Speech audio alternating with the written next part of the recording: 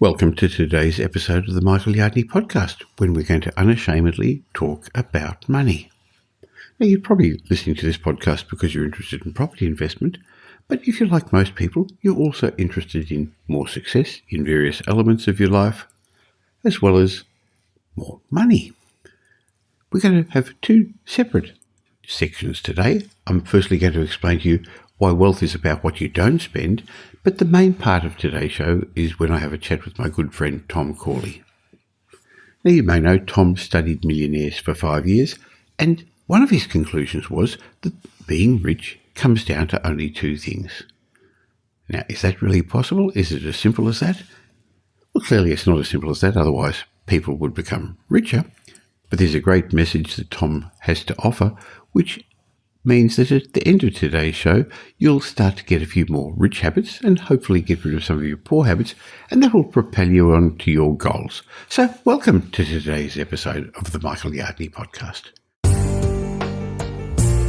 Welcome to the Michael Yardney podcast, where twice each week you will learn a number of new ideas regarding success, property investment and money in around 30 minutes.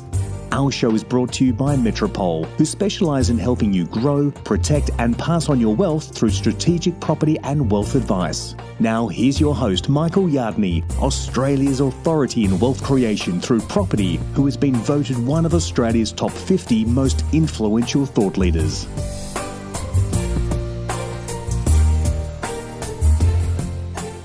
I'd like to have a chat with you about why many people aren't as financially secure as they could be.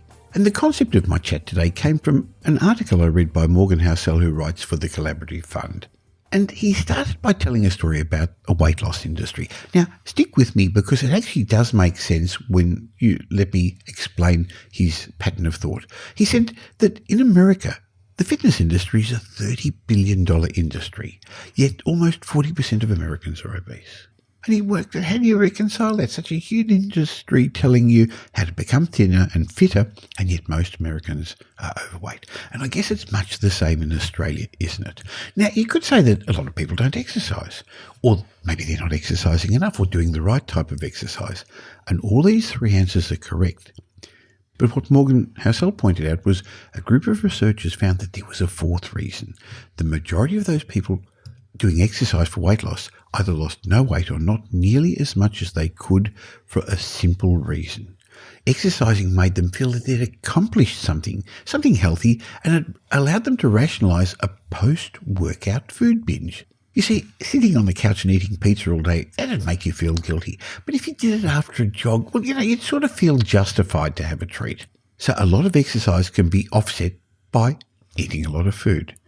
And apparently that's what we do. Well, I know I sort of do that, so I could relate to this, because exercising gives us a moral license to eat more. Now, it's something we have to deal with exercise and food. You can't just measure the amount of exercise you're doing merely looking at how much you sweat. You've got to find the gap between how much you gain and how much you avoid, and avoiding eating the wrong things, and figure out that's what matters the most. Now, why am I telling you all this when this podcast is about money and success, not about health? Well, the same actually goes for saving your money. Sure, wages haven't gone up a lot in the last couple of years, but over the last couple of decades, even when you adjust for inflation, wages in Australia are at an all-time high.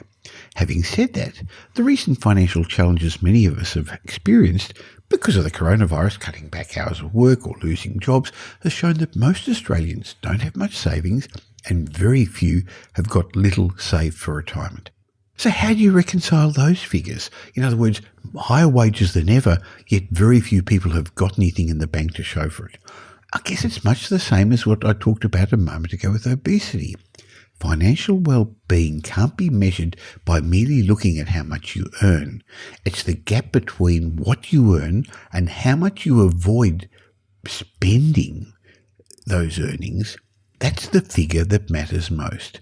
And even though the majority of Australians earn more today than ever before, it might not feel that way because the gains have been offset by higher spending. Now look, just to generalise a little bit, when I grew up in the 1950s, Camping was an acceptable form of vacation holidays. Hand-me-downs were acceptable clothing. We lived in a 9-square home, which is actually the size of a big 2-bedroom apartment today. That was an acceptable type of house. Kids sharing a room was an acceptable arrangement. I remember a tyre swing in the backyard, where they cut out that tyre and hung it on a tree. That was an acceptable form of entertainment for the family. Few of those things would be acceptable baselines for most households today. In fact, average houses now got more bathrooms than occupants, more televisions than there are people in it.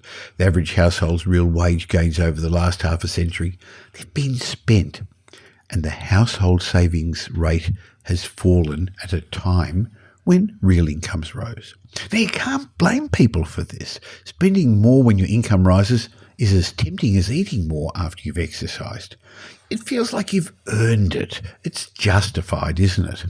This is doubly true for spending because people's lifestyle expectations are driven by those around you. When everyone spends more, you feel entitled to spend more, don't you?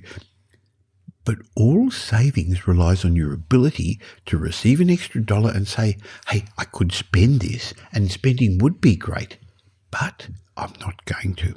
Now, you've heard this theme of delayed gratification in my chats with you before. It's the same as turning down a big meal after exercising, and to me anyway, it's just as hard. It might seem obvious that saving is your ability to reject what you could spend, but the majority of financial goals are about earning more, better investment returns, a higher paying career. And there's nothing wrong with that. Earning more is important, but it's just like exercise. You shouldn't just lose sight of the fact that earning more is going to do little for building your wealth if every extra dollar that you're going to earn is offset by new spending. So the world is filled with the financial equivalents of athletes who finish a workout and go and get a Big Mac. Wealth at every income level has less to do with your gains and more to do with your ability to leave the gains alone and not cash them in. So you've heard me say it before. If you want to become wealthy through property, you've got to go through a period of delayed gratification where you spend less than you earn, you save the money, and then you invest the money and allow over time your investments to grow. So there are 3 interesting points that stick out from this article I read from Morgan Housel. In fact, he made them and I've got to give him credit for them. The first one is learning to contently live with less has the same effect as growing your income.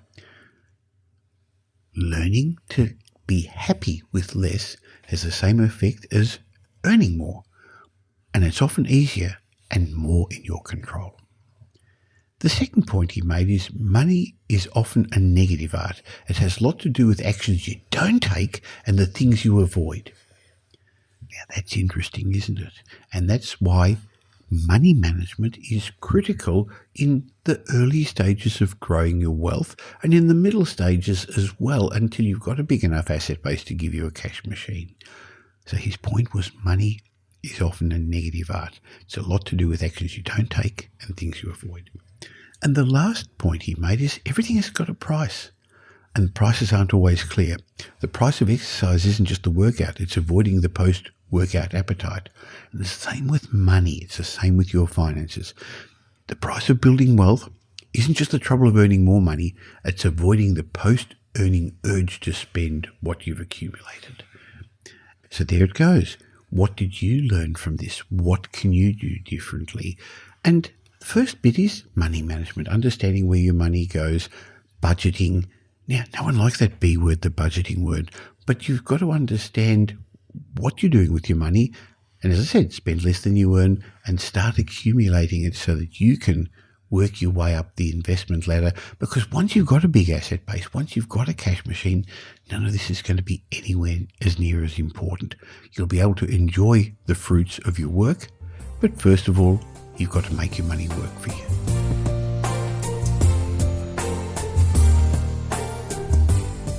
Now, in a moment, I'm going to have a chat with Tom Corley, who's going to explain to us why he believes becoming rich boils down to only 2 things. But before I do, I just thought I'd remind you that as our property markets are now working their way through the challenging year 2020 has had, and clearly 2021 is going to be a much better year. If you're interested in getting some direction, some guidance, better results, why not have a chat with my team at Metropole? Go to metropole.com.au. Hey, by the way, this year they've won 3 independent awards, international awards actually, all of them, classing us as Australia's leading property consultant. And part of that's because we have no properties for sale, but we give advice and guidance through strategic property plans, through financial advice, wealth advisory, buyer's agency, property management, renovations or development. So if you're wanting to make 2021 your best year ever, go to metropole.com.au, find out about what we do, and why not leave your details and have a chat with my team? I'd love to be part of your wealth creation journey.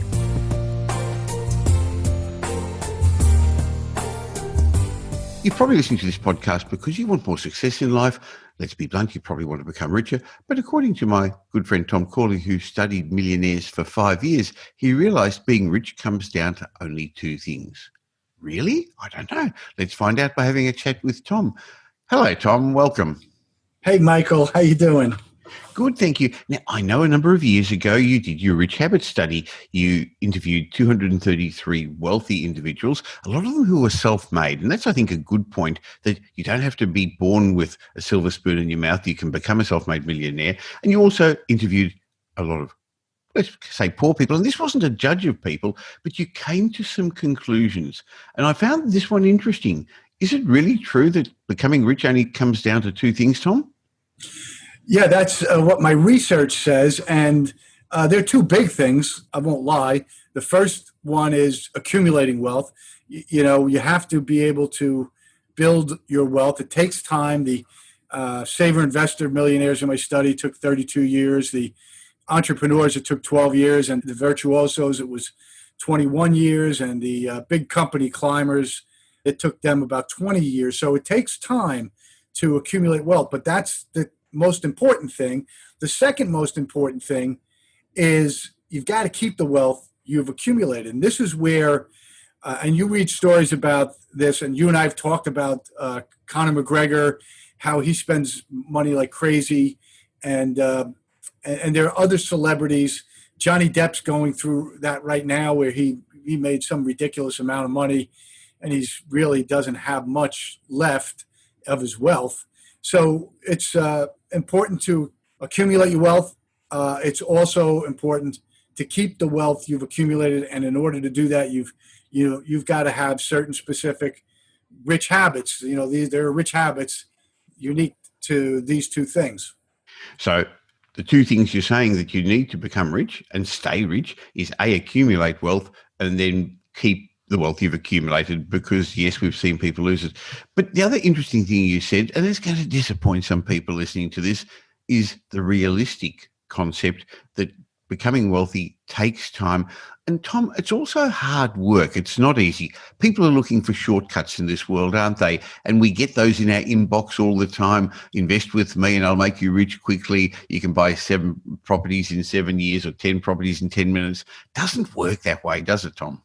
No, and that's why people play the lottery, Michael. They just don't want to do the heavy lifting.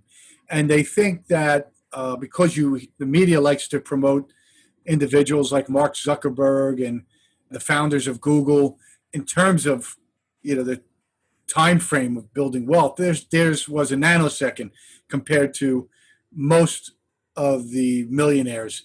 They like to talk about those shooting stars. And so people believe it's possible. Hey, if Mark Zuckerberg could become, a multimillionaire in 2 years, why can't I? Well, Mark Zuckerberg is like, one of those, like I said, shooting stars. They're very rare. You don't see them often. They pop around. If you're lucky, you see one. But, he's just one of those shooting stars. He got lucky. And most people have to make their own luck, and it takes time, and it takes the right habits.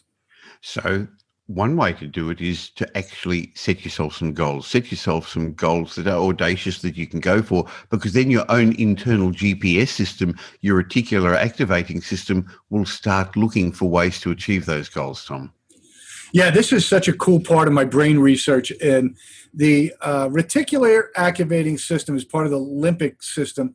It sits right in front of the thalamus. The thalamus, all of your sensory information goes through your thalamus.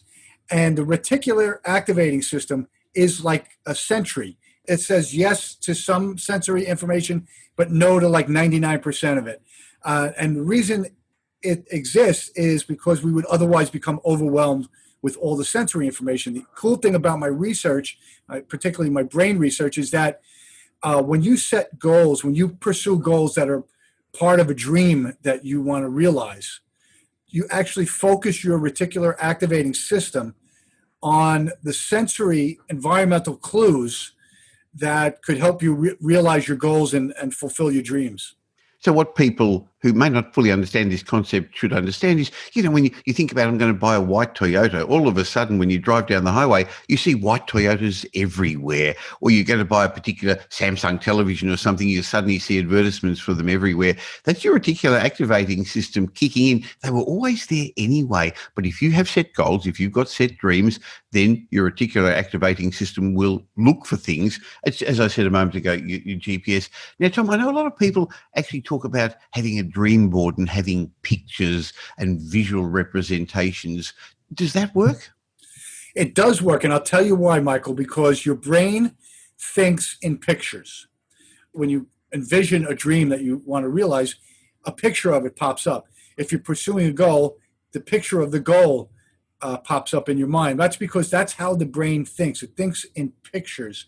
So if you're going to want to achieve your goals and realize your dreams, you've got to speak the language the brain understands, and that language is pictures.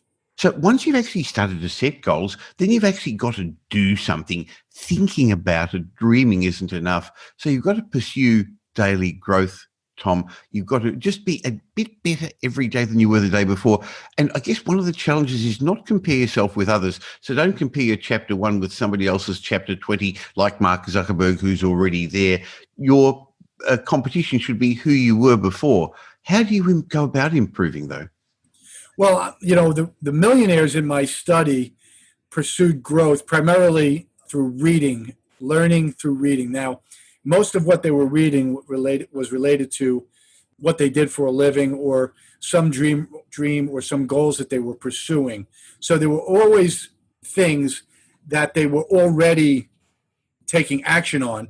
They were augmenting either their knowledge base or their skill sets by reading and learning every day and perfecting their knowledge and perfecting their skills through this daily growth, these daily self-improvement rich habit.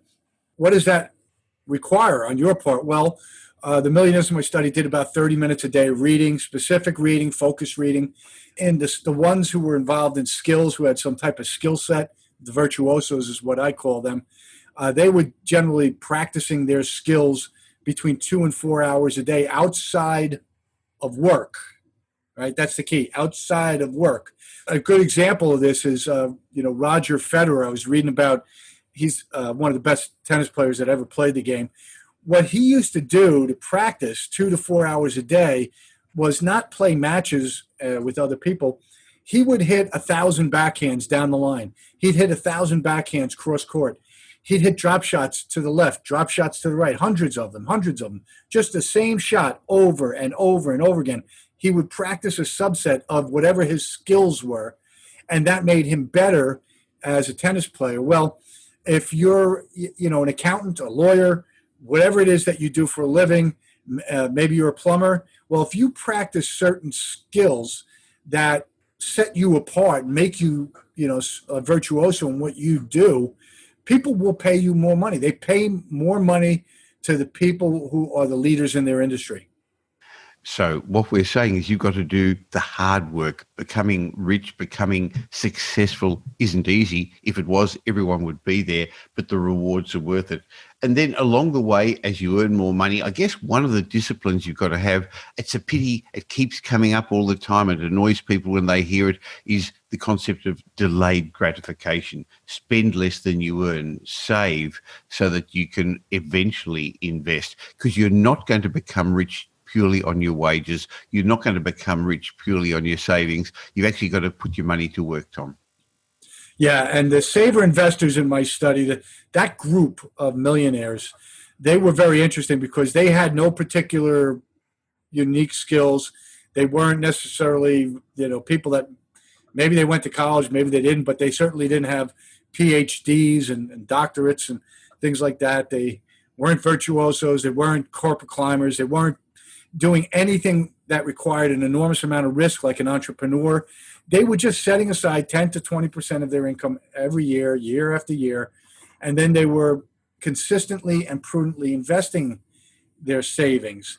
And over time, it took time, but over time that savings, their invested savings, started to grow and grow until it got to the point where they did such a good job, they became millionaires. And the average saver investor in my study accumulated 3.4 million over a 32-year period. Now, you said not taking risks, but clearly some people do take risks and they open up businesses, they become professionals, they invest in stocks and shares in real estate. But I think another big risk, Tom, is actually not doing anything. I don't think we can count on the government to give us a pension or look after us when we get older. So the biggest risk is not doing anything. Yeah, and I guess those people, they don't think about it until they get a little bit older and they realize, oh, I don't have enough saved for retirement. And when they do retire, they usually have to retire at a much older age. They have to rely on, in many cases, on family and friends to help support them because they didn't do a good enough job saving for retirement. You don't want to be in that situation. You got to take responsibility for your life. And, we have a lot of balls that we juggle, especially if you're a parent. You've got the cost of just raising the children. And then there's the cost of trying to get them through college. I know I've written articles for Business Insider about that. I spent $405,000 trying to get my kids through college. I saved a chunk of that. But my point is you have to try. You have to focus on what I call the bucket strategy. You have to create buckets, that you're targeting your savings for. And one of those buckets that you have to consistently and prudently, save money towards is retirement. Money management is very important. I think another important factor, Tom, is being optimistic. At the moment, with all that's going on in the world, with a global pandemic, with a recession in many countries in the world, with social and political unrest, it's easy to become negative. But I've found that the business people that I've been dealing with over the years, the investors, the entrepreneurs, they've always had an optimistic outlook. Boy, there's a lot of pessimists out there. They're trolling me on YouTube and places like that. But the ones who are optimistic, they do better in life, don't they? They do. And one of the reasons or the hallmark of an optimist is they're open-minded because they are always in search of solutions to problems. And if you're closed-minded, you're never going to find solutions to problems because you aren't going to look where you're supposed to be looking. You have to keep your mind open. The optimist, positive mental outlook allows you to be open-minded. A negative outlook closes you down and forces you to be closed-minded. So the successful people, the optimists, the ones with positive mental attitude, they're very open-minded. And so they're ready to listen to other people's ideas, and maybe in those ideas and feedback that they get from people, they'll find a solution to something that's been holding them back. Now, one of the things you've got to do then is accumulate wealth, and there's a number of ways of doing that. So I've found that a lot of people end up having what we call lifestyle creep. They earn more, so they buy a bigger car, they move into a bigger house, they go on, well, in the good old days, on better locations overseas. So it's actually not necessarily easy in life at the moment. When you see people on Instagram and Facebook and all the fancy lifestyles, you don't see all the things that go behind it and the hard work and the difficult times as well. But how do you go about accumulating your wealth, Tom? Well, in our book, Rich Habits, Poor Habits, we talk a lot about the strategies that help you build wealth, the habits that help you accumulate wealth and save.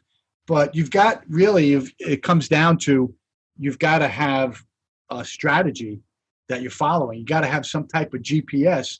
The saver investors in my study, their strategy was save 10 to 20% of their income. The entrepreneurs, their strategy was, to work around the clock and build their businesses. And it took many years, but then eventually when they started to become successful, they made a lot of money. The big company climbers, their strategy was to develop habits that allowed them to build relationship with the senior executives in whatever organization they worked for. And the virtuosos in my study, they built habits that allowed them to improve and perfect their skills if they were skill-based virtuosos, or knowledge if they were knowledge-based virtuosos.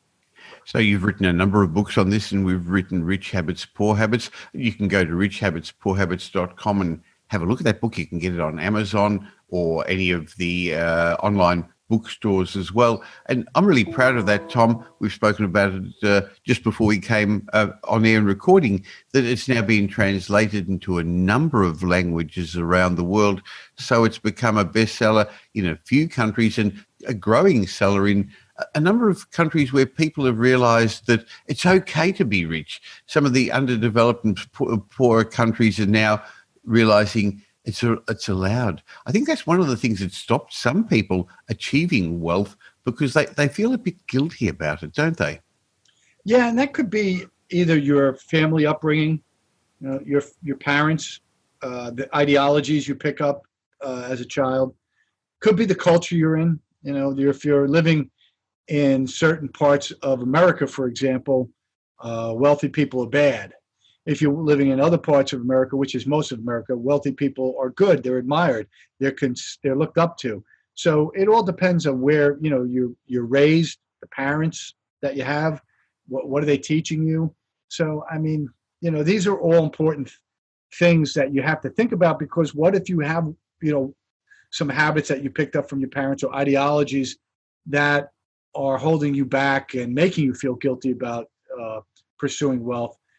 You can rationalize not doing anything because wealth is bad, and then that doesn't do anybody any good. So the premise we're using is that we all go around with rich habits and poor habits, driving around, as I said, with one foot on the accelerator or the gas pedal, as you may call it in America, and one on the brake. We're doing things that are helping us achieve our goals, and also things that are holding us back a bit.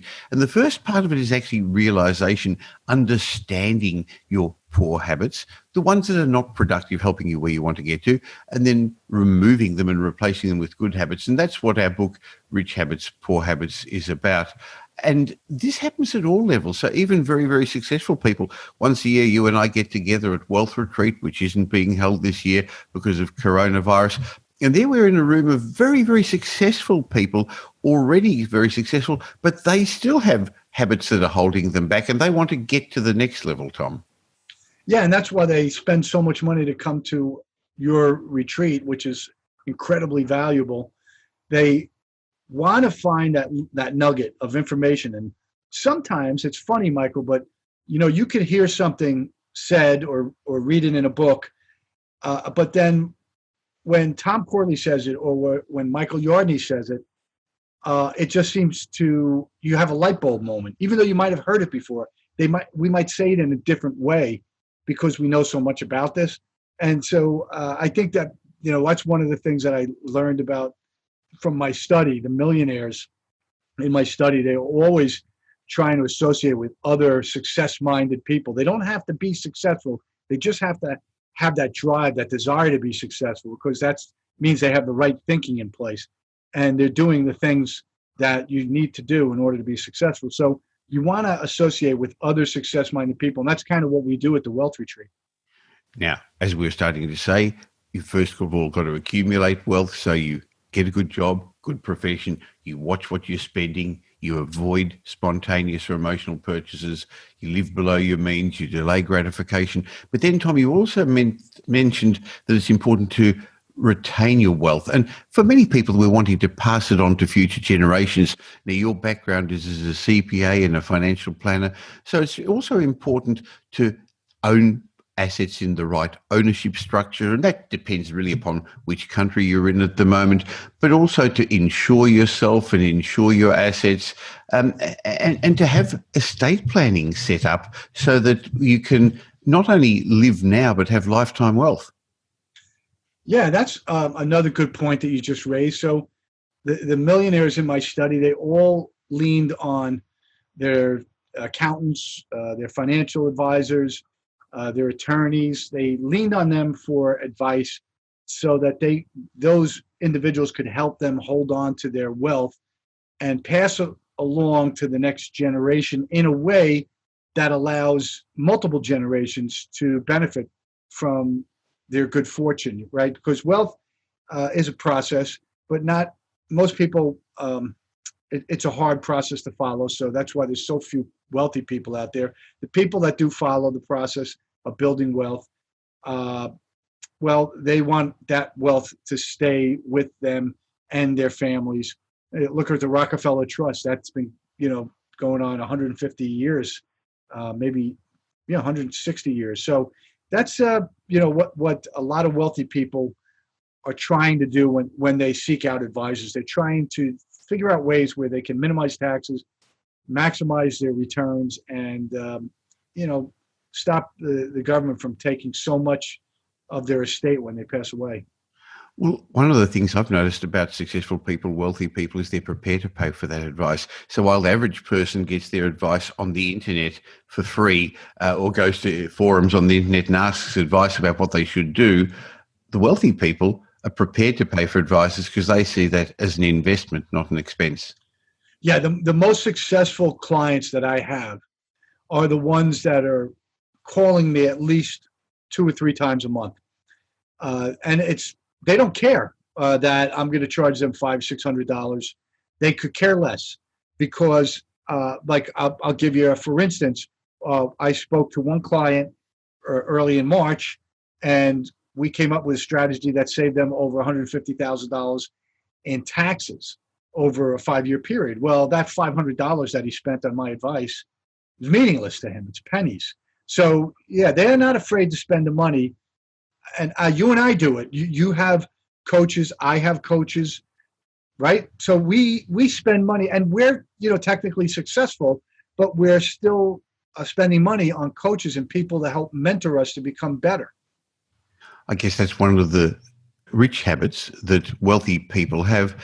They have coaches, they have mentors, they're prepared to pay for that. They're part of mastermind groups as we are. And similarly, today you can be part of multiple mastermind groups. Just like this, we're talking over Zoom at the moment. Your mastermind group in the old days had to be sitting in the same room. Today it can be virtual. And that's one of the rich habits people have got. So if you want to find out more about rich habits that you could gain and how to get rid of some of your poor habits, go to richhabitspoorhabits.com and have a look at Tom and my book. I should say have a look. Buy a copy of our book. That's an investment you should make because it's an investment in yourself. Tom, in summary then, people can become wealthy in today's environment, even in the difficult, challenging times, because one of the things I was impressed with your study is the majority of the wealthy individuals, they were actually self-made. And during the difficult times is when a lot of self-made millionaires actually step up above the crowd. Yeah, the 177 of the 233 millionaires in my study came from either poverty or the middle class. I think that's an important point because there's so many people out there, particularly the media and politicians, that are so quick to allow people to accept them victimhood as their lot in life. You're a victim. It's not your fault. Well, guess what? So maybe it was your parents gave you bad habits. Maybe you were born poor. Maybe your initial poverty was your parents' fault. But what are you going to do about it?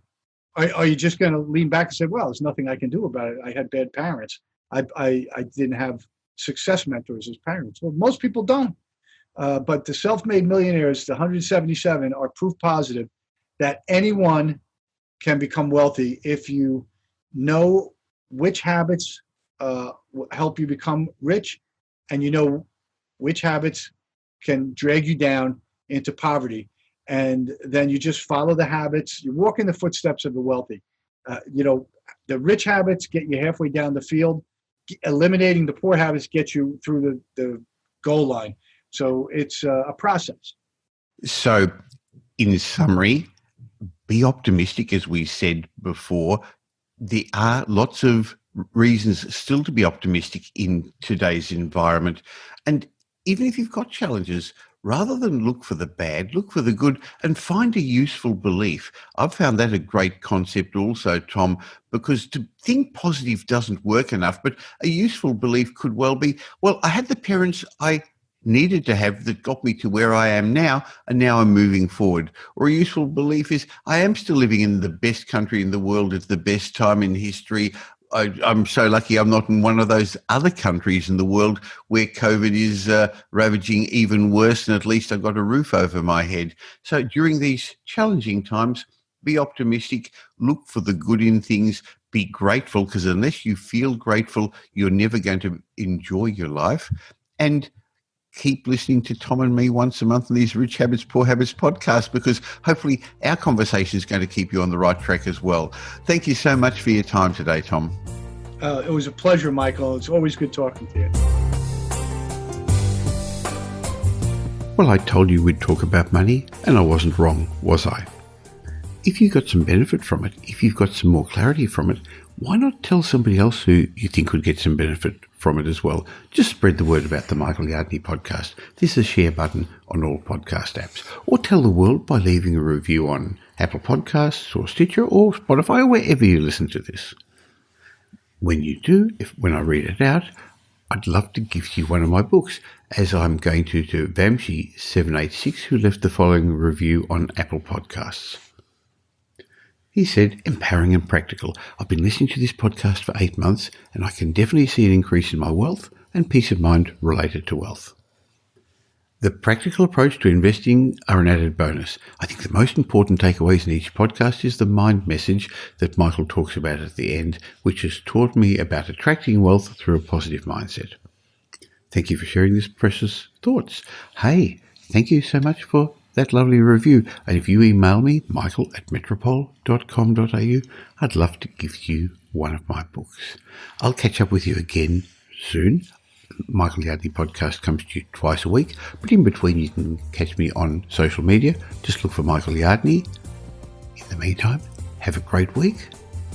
Make it a great week.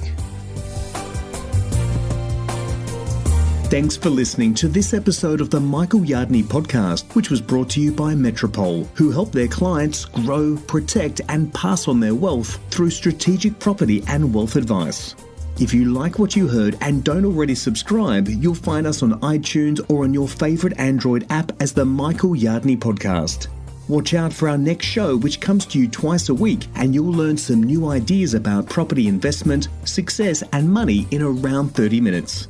To get more of Michael's thoughts, go across to www.propertyupdate.com.au and sign up for his daily morning briefing, and you'll hear from not only Michael but a group of leading property success and money experts. And just a reminder that the information you heard in this show today is general educational advice and not specific investment advice, as we don't know your personal circumstances. If you're looking for specific advice, why not ask the team at Metropole to help you?